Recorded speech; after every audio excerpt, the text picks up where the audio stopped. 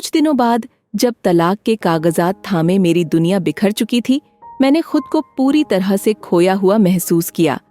मैं सोच में पड़ गई कि कैसे एक छोटी सी गलती ने मेरे जीवन को इस मोड़ पर ला खड़ा किया। हर पल एक सवाल मेरे दिमाग में गूंजता, क्या अगर मैंने वो कदम न उठाया होता? मेरे दोस्त, जिसे मैंने उस दिन घर बुलाया था, वो भी अब गायब हो चुका था। न कोई फोन, न कोई संदेश, जैसे वह भी इस पूरे घटनाक्रम से कन्नी काट चुका था। शायद उसे भी अपनी गलती का एहसास हो गया था, लेकिन अब मेरे पास पछतावे और दर्द के सिवा कुछ नहीं बचा था। हर दिन जब मैं अपने घर के दरवाजे को देखती, मुझे वही दृश्य याद आ जाता। मेरे पति का अचानक आना, उनकी आंखों में वो विश्वासघात की चमक और फिर उनका दरवाजा जोर से बंद करके चले जाना।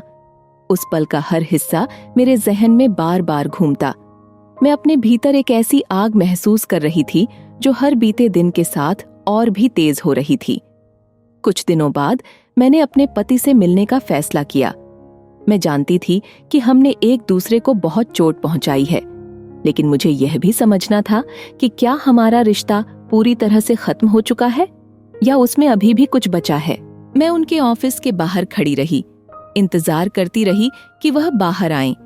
जब वह बाहर आए, उनकी आंखों में अब वैसा गुस्सा नहीं था, बल्कि एक अजीब सी ठंडक थी। उन्होंने मुझे देखा, लेकिन जैसे वह मुझे अब पहचानते ही नहीं थे।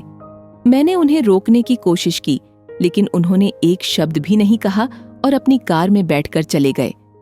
वह पल मेरे लिए सबसे दर्दनाक था।